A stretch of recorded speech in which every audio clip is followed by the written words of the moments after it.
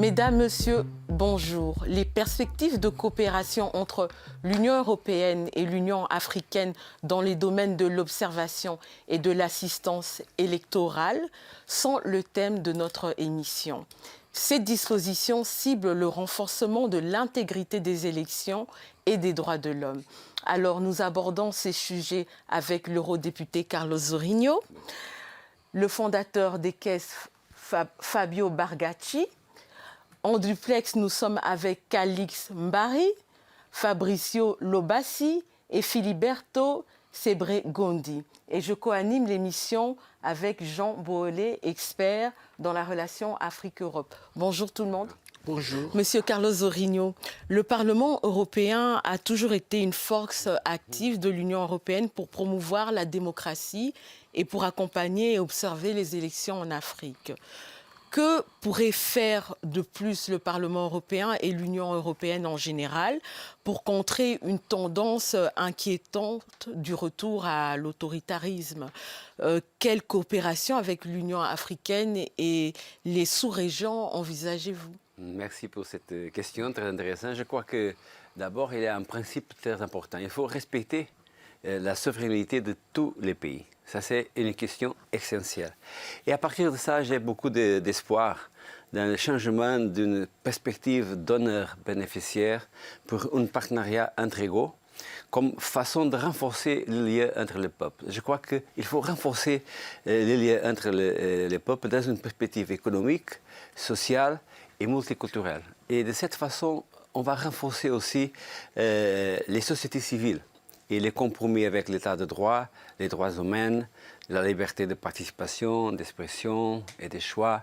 Je crois que c'est un travail de fond qu'on doit faire. Et il faut dire aussi que le développement de l'autoritarisme n'est pas seulement un problème africain, hein, c'est aussi un problème européen. L'extrême droite est maintenant, par exemple, la troisième force politique dans mon pays. Et je crois que la façon de combattre l'autoritarisme, c'est montrer aux gens qu'il est pire pour lui que la société avec des valeurs démocratiques. Je suis un peu plus... c'est que ce n'est pas facile, mais je crois que l'Union européenne, en respectant la souveraineté des pays, devra renforcer les sociétés civiles et créer les conditions au terrain pour changer les choses. Merci. Oui, on a bien suivi votre réponse. Bon, on doit renforcer la démocratisation de l'Afrique par une coopération exemplaire, bien sûr. Mais est-ce que l'Union européenne a des plans ou des choses à proposer pour relever les défis par rapport à ce retour des coups d'État et de l'autoritarisme en Afrique? Est-ce que vous avez des plans pour remédier à toutes ces questions? Je crois que, comme j'ai dit, on doit respecter les questions de souveraineté. Les attitudes sont surtout de prévention. Nous pouvons coopérer avec les pays quand les pays nous demandent ou quand il y a des organisations internationales et des réponses globales au niveau international. Je crois que le plus important que l'Union européenne peut faire, c'est, comme j'ai dit, coopérer plus avec les pays, coopérer plus avec les gens, créer couper un peu les élites qui maintenant sont un domaine et sont séparées de la société. Je crois qu'un problème que je vois en Afrique comme observateur, c'est que le continent s'est développé très vite en quelques régions. Il a créé beaucoup de richesses, mais cette richesse a créé beaucoup d'élites, mais ces élites sont plus intéressées à disputer le pouvoir entre eux qu'à passer cette richesse pour la société. L'Union européenne ne peut pas imposer quelque chose, pas montrer notre projet, pas faire une coopération, et cette coopération basée en valeurs, je crois que ça c'est important parce que nous sommes dans un monde global, multilatéral. C'est normal que l'Afrique peut faire des accords avec la Chine, avec la Russie, avec les États-Unis, avec la Corée, avec le Japon, avec l'Union européenne. Ce qu'il faut montrer, c'est qu'il y a une coopération basée aux valeurs, moins bureaucratique que jusqu'à ce moment-là. C'est c'est plus intéressant pour l'Afrique et pour les gens d'Afrique qu'une coopération basée dans un domaine financier comme la chinoise, ou un domaine des armes comme la russe, ou basée dans une relation commerciale pure et directe comme avec les États-Unis. C'est ça qu'on peut faire, c'est un peu coopérer par l'exemple, maintenir la coopération et les relations commerciales en même temps, et aussi, quand on nous demande d'aide, être prête pour aider. Merci. Monsieur Fabio Bargacci, votre fondation est active depuis 12 ans dans le soutien aux élections en Afrique et dans la prévention de la violence des conflits autour de ces élections. Pourriez-vous nous en dire plus sur les réalisations auxquelles vous avez contribué jusqu'à présent et sur les défis qui restent à relever?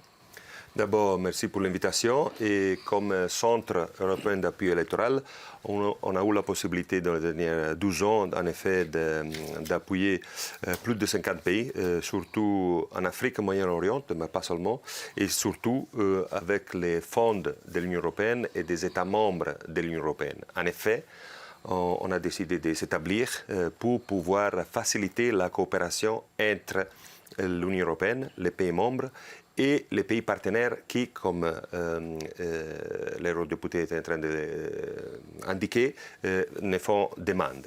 Et donc, dans ce contexte, on s'est concentré, bien entendu, sur toutes ces activités qui ont une incidence sur la prévention, mitigation et gestion des conflits électoraux, des violences électorales potentielles, pour pouvoir en effet promouvoir une intégrité électorale, surtout à travers un échange par les pairs et le développement des capacités, en se focalisant sur ce qui est l'importance du rôle de leadership de chacun parti prenant électoral. Quand je parle des partis prenant électoral, je parle bien entendu des organes de gestion électorale, mais aussi, comme M. Zourigno était en train de l'évoquer, la société civile qui a un rôle extrêmement important dans l'observation électorale domestique et aussi dans l'éducation civique et électorale. Dans la file des années et avec les activités que nous on a mis en place, on s'est rendu compte que justement le respect de la souveraineté, de l'intégrité électorale, c'est extrêmement important et c'est pour ça qu'on s'est rendu compte que un aspect crucial, important, c'est la collaboration avec les organismes continentaux comme l'Union africaine et aussi les organismes régionaux économiques qui font partie des différentes régions africaines, à savoir la CEDEAO, la CEAC et l'Organisation de l'Afrique australe.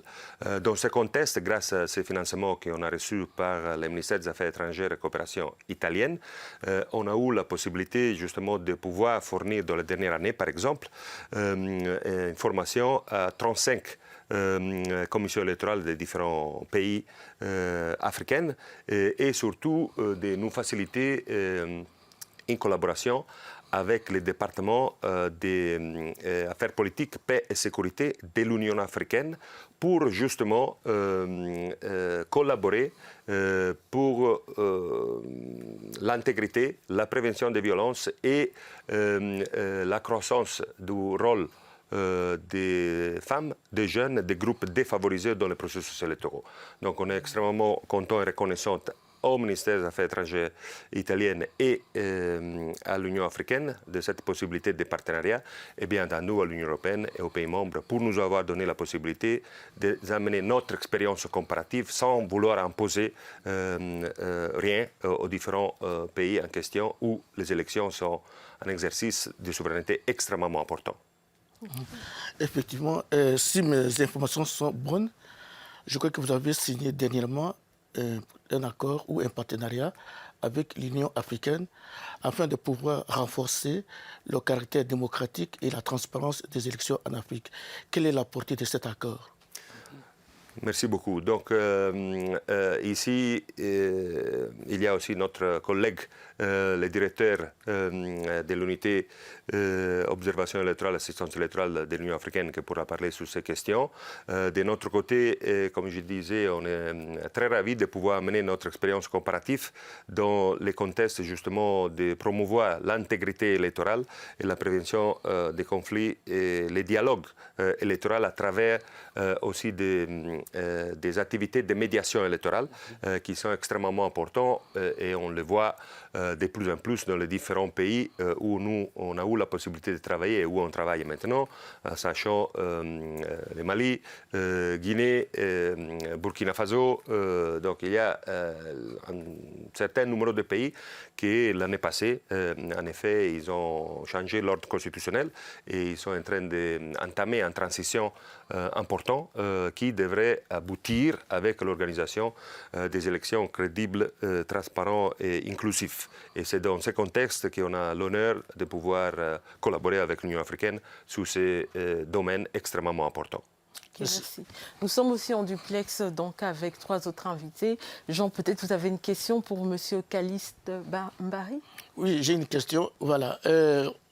En Afrique, aujourd'hui, on observe le retour de coups d'État, de la violence dans la vie politique. Chose qu'on croyait révolue. Et maintenant, nous vivons avec ça. Alors, au Mali, en Guinée, au Burkina Faso, il y a des conflits entre la CEDEAO et ces États. Mais vous, que pensez-vous de ces choses, de la réaction de ces pays qui ne donnent pas les dates précises pour l'organisation des élections afin de garantir le retour de l'ordre de l'État dans ces pays? D'abord, je voudrais vous remercier de m'avoir associé à cette réflexion.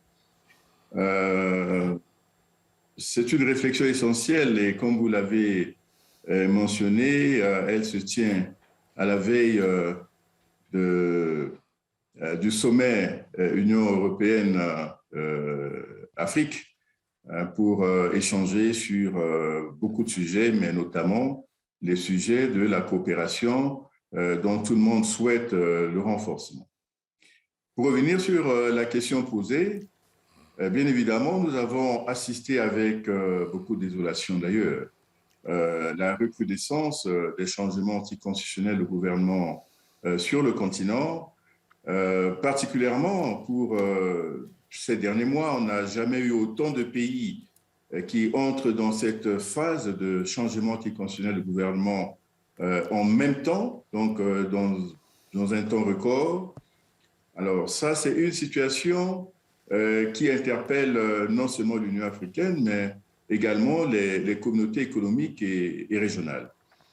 Vous savez que nos organisations sont des organisations intergouvernementales et par conséquent fonctionnent sur la base des règles et des principes. Et ces principes, justement, mettent en exergue un élément de convergence, un élément de convergence qui est articulé autour de ces principes-là, à travers les instruments communautaires, promouvant la démocratie, promouvant la bonne gouvernance. Alors, les changements anticonstitutionnels du gouvernement que nous avons relevés, la question qui se pose, quelles sont les causes réelles? Il est important, n'est-ce pas, d'en savoir les causes réelles, parce que lorsqu'on voit que ces mouvements-là sont soutenus par la population, on se pose bien des questions. Qu'est-ce qui n'a pas marché? Est-ce que nous sommes en face d'une question de gouvernance? Est-ce que les régimes qui étaient là n'ont pas pu satisfaire les attentes de leur population? Est-ce qu'il y a des raisons exogènes qui ont contribué à cela? Mais je pense qu'il est important de réfléchir sur les causes de ces changements anticonstitutionnels de gouvernement. Mais ceci étant, ces changements sont effectifs, nous constatons aujourd'hui, et c'est pourquoi nos organisations travaillent à aider ces pays-là à rapidement retrouver l'ordre constitutionnel, parce que ce sont des situations qui ne sont pas acceptables du point de vue de nos principes, du point de vue de la nomenclature, n'est-ce pas, institutionnelle de ces organisations. Donc, pour nous, c'est bien évidemment un sujet de préoccupation et nous travaillons justement à ce que cette situation-là, d'abord, ne se propage pas à davantage de pays et pour les pays qui les ont déjà connus, de faire en sorte d'aider ces pays-là à très rapidement retrouver l'ordre constitutionnel. Okay. Merci, Monsieur Mbari. Justement, comment l'Union européenne peut coopérer avec l'Union africaine pour contourner les principaux obstacles à la tenue des élections crédibles et transparentes? Les avez-vous déjà vous avez déjà listé les principaux obstacles et comment l'Union européenne peut-elle contribuer?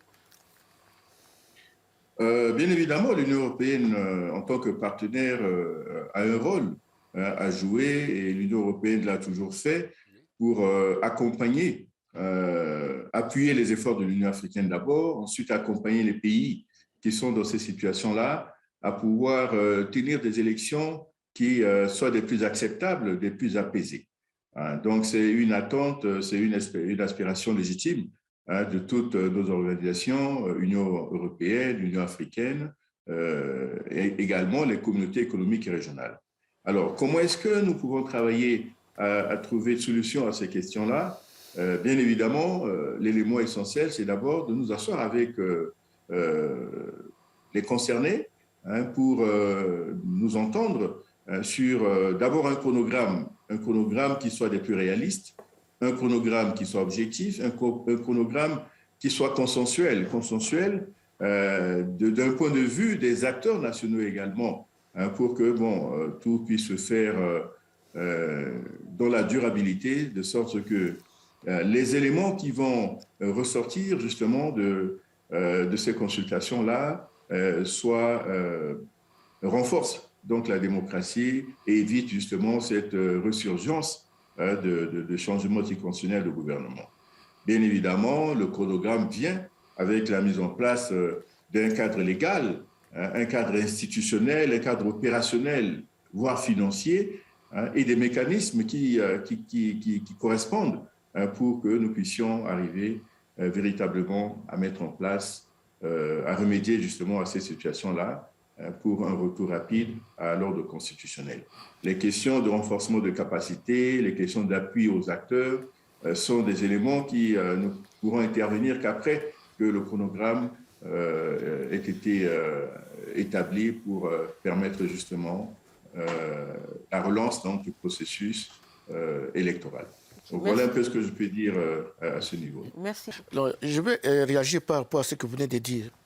Parfois, on dit que c'est comme le vœu de vœux pieux, un catalogue de vœux pieux, de solutions qui ne peuvent pas apparemment aboutir. Quand on est en face des institutions nationales fragiles, non solides, quand on est en face d'une organisation continentale inefficace, comment on peut arriver à concrétiser tout ce que vous venez de dire? Bon, je ne vais pas revenir sur les appréciations des aptitudes des organisations ou alors des États, parce que la fragilité ou les capacités des États, je crois que ça, c'est des jugements qui sont difficilement... c'est des situations qu'on ne saurait apprécier que lorsqu'on est à l'extérieur. Mais lorsqu'on sait véritablement ce que ces organisations font, de ce sait que aussi bien les communautés économiques et régionales, l'organisation continentale, il y a un travail extraordinaire qui se fait pour aider les pays à aller dans le bon sens. Et je vais vous rappeler d'ailleurs que nos organisations disposent des textes, un cadre légal qui est excellent, un cadre légal qui est excellent parce que vous allez dans la Charte africaine sur la démocratie, les élections et la gouvernance, mais vous allez voir une réaffirmation de tous ces principes-là, une condamnation, mais alors de façon très claire, de toute brèche à la démocratie, à la bonne gouvernance. Et lorsque vous allez au niveau des communautés économiques et régionales, mais vous vous rendrez bien compte que vous avez en face un arsenal, n'est-ce pas, d'instruments qui promeuvent donc la bonne gouvernance, la démocratie, etc. Sur le plan institutionnel, nous avons également des mécanismes appropriés pour répondre à ces questions-là. Mais, comme vous le savez, ce sont des organisations intergouvernementales. La question de la souveraineté est un élément essentiel lorsque nous intervenons dans les États membres. Alors, tout cela doit se faire. Nous sommes en diplomatie, nous sommes dans un domaine politique. Les questions politiques ne se règlent pas de façon arithmétique, hein, mais cela se fait, elles se font avec beaucoup de négociations, avec beaucoup de tact, beaucoup de patience, et c'est ce à quoi nous nous attelons, à faire en sorte de continuer à faire porter le flambeau de la démocratie et la bonne gouvernance. Alors maintenant, si les États sont dans des situations difficiles, eh bien, il faut aller maintenant s'interroger, comme je l'ai dit à l'entame de mes propos, s'interroger sur les causes, justement, de cette fragilité. Pourquoi est-ce qu'on en est arrivé là? Ok, merci Monsieur Mbari. Donc, Monsieur Fabrizio Lobasso, l'Italie a lancé l'année dernière son partenariat avec l'Afrique le 15 décembre 2021 et contextuellement le projet Innove Élections. Pouvez-vous nous dire quel est l'objectif de la coopération de l'Italie avec l'Afrique sur des questions sensibles comme la démocratie, les élections, les droits de l'homme? Merci beaucoup tout d'abord pour l'invitation et pour m'avoir associé à cette initiative.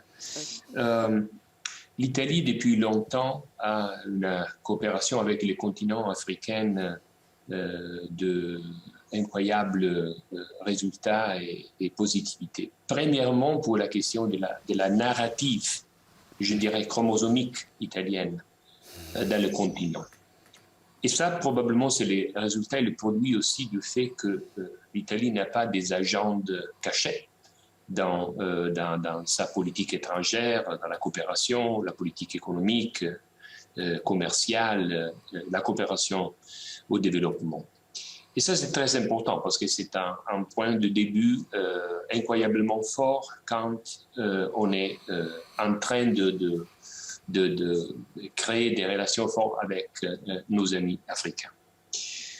Je dirais que dans ce moment-là, ce que nous allons voir en Afrique, c'est la création, l'élargissement, si vous voulez, d'un grand trou, un gouffre entre la population, la société civile d'une partie et la politique et les institutions de l'autre partie. Donc, il faut construire des ponts. Et les ponts ne sont pas seulement de la partie des architectes et de la facilité italienne à faire ça. C'est aussi des points humains, des points avec les gens. Et donc, nous avons décidé, et vous le voyez surtout dans le document partenariat avec l'Afrique, comme nous essayons d'utiliser la formation, le training, le vocational training, pour recréer ce contact entre la base et la point finale de la pyramide. Et donc, à travers, disons, la recherche de la partie plus fertile, plus vive de la société civile, où il est possible de faire de la promotion avant que des droits de l'homme et des libertés fondamentales, de valeurs qui peuvent être partagées entre nous et les amis africains. Surtout dans une structure de plus en plus paritaire. Et ça, c'est aussi un mantra de l'Union européenne dans les dernières années. Le fait de se représenter face à l'Union africaine, face aux pays africains, avec une alliance paritaire, c'est-à-dire en deux, nous sommes dans cette relation et il faut travailler en deux pour créer des synthèses virtueuses pour le futur. Et ça, c'est, je pense, le secret de la force italienne dans notre domaine et de la politique et des affaires étrangères, surtout dans la recherche de certaines valeurs communes qui peuvent unifier, ils peuvent créer disons, l'espace de dialogue, mais des dialogues profonds, que ce n'est pas un dialogue top-down, mais c'est un dialogue bottom-up, où dans le bottom, il y a deux partenaires qui travaillent tête à tête, main dans la main. Mais vous n'avez pas parlé de la question des migrations, parce que votre pays est en première ligne sur cette question. Alors, et puis votre pays, la politique d'immigration de votre pays a été souvent critiquée par l'Europe et par l'Afrique. Qu'avez-vous à dire à l'Afrique par rapport à cette question et à l'Europe? Oui, je pense que n'importe quelle critique peut être vue de différentes perspectives. Parfois, ce sont des critiques constructives, parfois elles sont des critiques qui n'ont pas de vrai lieu. Je pense que l'Italie, c'est facile à voir dans un point de vue géographique, c'est je dirais la partie plus proche au continent, et donc il faut premièrement respecter cette naturelle position géographique pour comprendre la complexité, la difficulté de gérer un thème, un sujet comme l'immigration. Surtout, l'Italie a fait beaucoup à niveau international, à niveau européen, à niveau des Nations Unies, surtout en essayant d'expliquer à tout le monde, à nos partenaires, aux Africains, que la question, pas le problème, la question de l'immigration, c'est une question à affronter holistiquement. C'est-à-dire, c'est une question qui doit regarder les deux continents et doit regarder la possibilité de détecter les causes les plus profondes qui, dans quelque manière,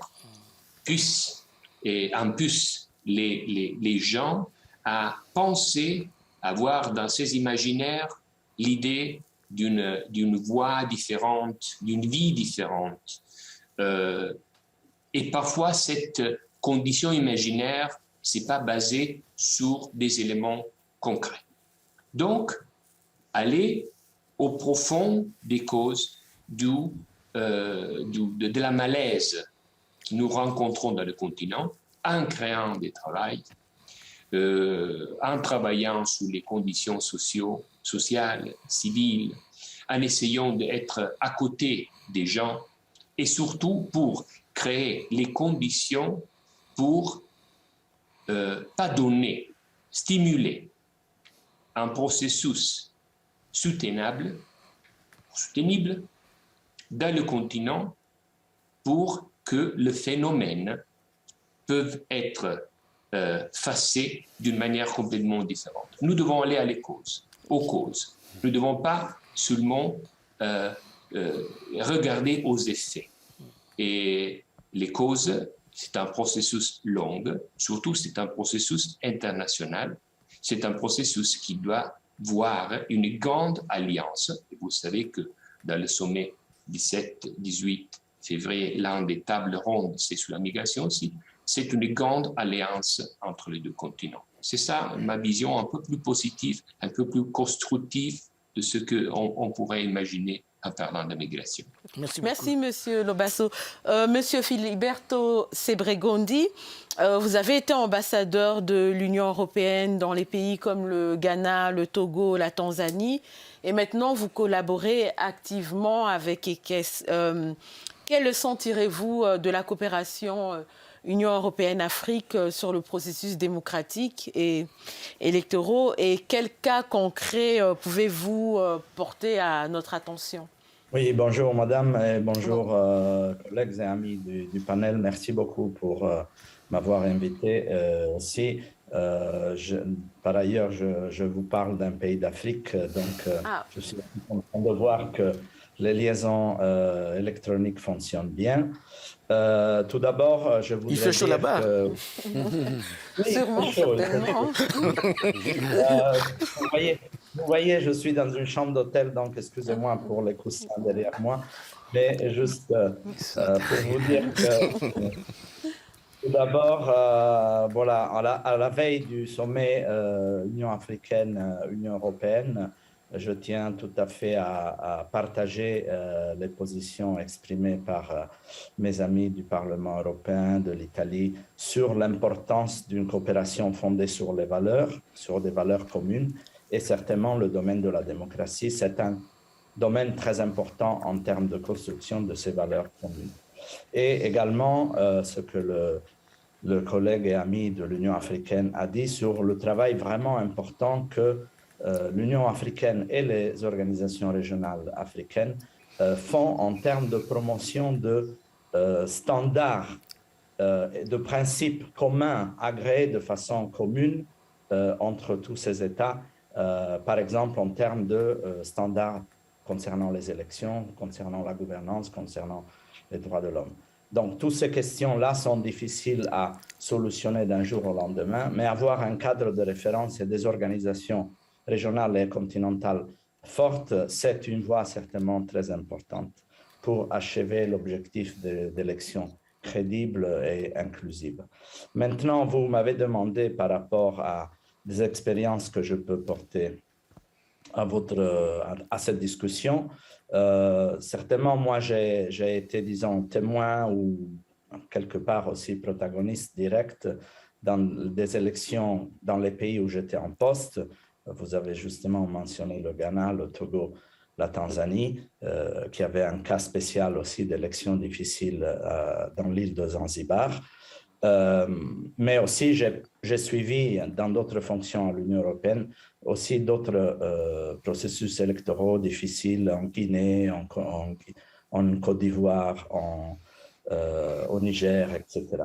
Donc, ce que je veux dire, c'est non seulement l'importance de l'appui aux capacités techniques des commissions électorales et des administrations concernées, des parties prenantes dans le processus électoral, dont Fabio Bargia qui a parlé largement au début, mais aussi de l'importance d'accompagner ces actions d'appui technique avec des actions un peu plus délicates et sensibles aussi en termes de dialogue, promotion du dialogue et promotion d'une médiation entre les parties qui peuvent être en conflit ou qui risquent de tomber dans une situation de conflit.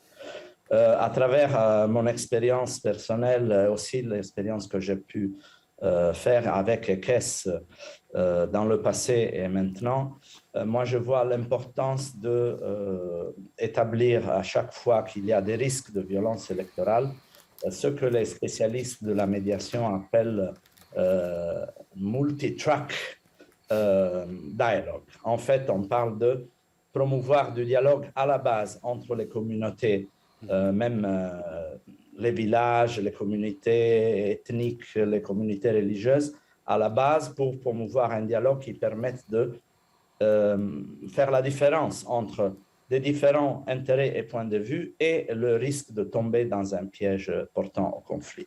Et ça, c'est ce que normalement est appelé le track 3. Puis il y a le track 2 qui est plutôt le dialogue entre les institutions, entre les partis politiques, le dialogue que certains organismes comme les commissions des droits de l'homme ou les commissions de l'audiovisuel peuvent apporter pour l'amélioration du climat électoral. Et puis le track 1, c'est vraiment le dialogue entre les leaders, les compétiteurs des élections qui doivent être capables d'envoyer des messages à la population que leur confrontation est une confrontation civile et pas une confrontation violente et qu'il n'y aura pas, disons, le gagnant qui prend tout ou la vie et la mort si on perd ou on gagne les élections. Donc, ces mécanismes de médiation à différents niveaux sont importants et je pense que, par exemple, EKES vient de développer aussi une méthodologie qui lie les pratiques, les meilleures pratiques de médiation aussi au contexte spécifique des calendriers électoraux, parce que les calendriers électoraux, comme vous savez, comportent des étapes très précises, des aspects légaux et réglementaires importants qui doivent être connus pour éviter de faire, disons, promouvoir des dialogues ou des actions de médiation qui soient un petit peu détachées de la réalité. Okay, et je conclus en disant... Oui, je vous laisse conclure. Oui, juste un petit mot pour dire que, voilà, je pense que l'Union africaine et les organisations économiques régionales de l'Afrique exercent effectivement ce rôle important de médiation à travers leurs capacités. Et je suis heureux que ECHES, via le financement de l'Italie, éventuellement le financement d'autres bailleurs, peut apporter son appui à l'Union africaine et aux organismes régionaux. Merci. Merci beaucoup, Monsieur Sebregondi. On arrive vers la fin de l'émission. J'ai une question à Monsieur Carlos Zorrinho. C'est concernant, vous venez de clôturer la Semaine Afrique, l'Africa Week, qui était organisée par votre groupe, le groupe socialiste et démocrate. Lors de notre dernier débat avec le journaliste Patrick Ndungidi, vous avez déclaré donc sur l'avenir de l'Union européenne dans la région du Sahel, vous avez déclaré « Nous ne voulons pas que cela devienne un modèle » en faisant référence au coup d'État au Mali, au Burkina Faso. Patrick demande si ce n'est pas de l'ingérence dans les affaires internes d'un État souverain que de dire « Nous ne voulons pas », comme si c'était l'Union européenne qui devait décider pour ces pays. Je devrais reconnaître que c'est peut-être une erreur de langage. Je ne peux pas dire voulons, je veux dire nous désirons. Et je vais expliquer pourquoi on désire que les coupes d'État, les processus pas constitutionnels, la faiblesse de la démocratie, ce n'est pas désirable. Parce que je crois beaucoup dans une alliance forte entre les deux continents. L'Afrique et l'Union européenne et l'Europe sont des continents multilatéraux. Nous sommes dans un monde où le protectionnisme, l'autoritarisme, les conflits sont en train d'être développés à tout le moment. Et je crois que l'Afrique, et on va avoir maintenant la possibilité de la sommet de Bruxelles, mais la sommet Union africaine, Union européenne. On va avoir aussi les nouvelles étapes de l'accord post-Cotonou. L'Union européenne va mettre en œuvre le Global Europe, c'est le programme de financement pour la coopération au niveau global. Avec tous ces instruments, nous avons la possibilité de, en conjoint, avoir une voix plus forte au niveau mondial. Une voix qui peut être compétitive avec la voix de la Chine, avec la voix des États-Unis, compétitive au même niveau pour avoir un dialogue entre égaux aussi. Et je veux parler un peu de... Fabrizio Lobas va parler des tracts 1, 2, 3 du papier du Parlement. Je crois que c'est très important. L'Assemblée parlementaire paritaire, je suis président de la délégation du Parlement européen à l'Assemblée parlementaire paritaire ACP Union européenne. C'est la deuxième assemblée parlementaire plus forte du monde, après l'Assemblée parlementaire des Nations Unies. Après, dans l'accord Cotonou, on va avoir 4 assemblées parlementaires. L'Assemblée parlementaire Afrique, Caraïbes, Pacifique, Union européenne. Afrique, Union européenne, Caraïbes, Union européenne, Pacifique, Union européenne. Et je crois que ce développement du niveau parlementaire, c'est aussi très important pour renforcer la structure institutionnelle et créer les conditions pour des bonnes élections et des bonnes gouvernances. Okay, merci. Oui, la dernière. Non, deux questions. J'ai une question. Bon, les deux dernières. À mon voisin de droite. Rapidement. Oui, rapidement. Voilà. Et peut-être la question peut intéresser aussi notre ami qui est en Afrique, au chaud. Alors, vous savez que l'Afrique... Si c'est fait trop froid. Vous savez que l'Afrique... Vous savez qu'il y a une grande diaspora africaine ici. Tout à fait. Ça veut dire qu'il y a beaucoup d'électeurs et beaucoup de candidats potentiels. Mais est-ce que vous avez des contacts, est-ce que vous avez un travail de sensibilisation vis-à-vis de cette population africaine présente ici en Europe? Non, merci pour la question. C'est très important, bien entendu, parce que partout dans le monde, les diasporas jouent un rôle extrêmement important, aussi dans la construction du consensus du pays en question et du pays où les diasporas vivent. Donc nous, comme ECHES, on travaille avec les institutions électorales qui sont basées dans le pays en question. Et donc, comme je disais, avec les financements de l'Union européenne et des pays membres de l'Union européenne. Et donc, dans ce contexte, souvent, on a eu affaire avec tout ce qui est le vote à l'étranger, bien entendu, et qui inclut, bien entendu, les diasporas qui sont éparpillées dans les différents pays selon les cas en question. Donc, indirectement, oui, on a eu affaire, bien entendu, dans ce type de questions. Ce qui est important de souligner, que comme ECES, on travaille sur toutes les questions de développement de capacités, d'éducation, si on veut, à la démocratie, à la citoyenneté électorale. Et souvent, on donne un appui opérationnel, technique, financier et logistique aux opérations électorales elles-mêmes. Et quelquefois, il inclut les votes à l'étranger. Par contre, c'est une question extrêmement importante que vous posez. Et je suis ravi de pouvoir annoncer, de vous convider tous. On pourrait en débattre. Oui, c'est vrai que vous organisez le 16 février. Le 16 février, tout à fait avant du sommet européen Afrique du 17-18, une conférence justement sur l'importance des processus électoraux en Afrique dans le contexte de la démocratisation, mais dans le contexte surtout de ce qui est justement le développement des capacités et les échanges par les pairs. Donc je vous invite tous et on aura l'honneur d'avoir la vice-ministre des Affaires étrangères italienne et les instances de l'Union européenne invitées. Dernière. Oui, justement. Et ça sera aussi la conclusion. Oui, voilà. On vient de parler de la transparence, du rôle des élections, de la démocratisation. Mais en Afrique, il y aura des élections cette année ici, notamment en Angola, pays que vous connaissez très bien. Oui. Est-ce que vous avez des appréhensions? Comment voyez-vous ces élections qui vont arriver dans ce pays important de l'Afrique australe?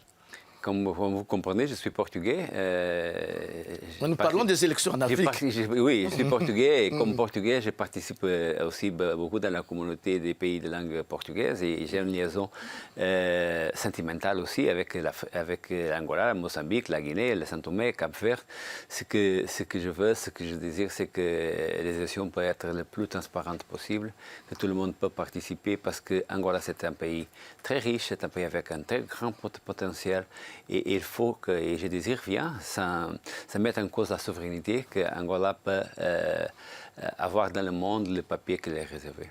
Et pour ça, c'est important d'être reconnu comme un pays transparent, démocratique et où les valeurs sont respectées. Merci beaucoup. Merci. Merci à tous d'avoir participé à notre émission Africa Europa. Et bien entendu, vous êtes les bienvenus pour le prochain débat. Monsieur Fabio Margacci, c'est la deuxième fois, donc je suppose beaucoup. On ne dit jamais 203. Voilà, on se reverra certainement une troisième fois. Merci, Monsieur Carlos Zorrinho. C'est vraiment un plaisir de partager avec vous ce plateau. Merci beaucoup, au revoir à tout le monde.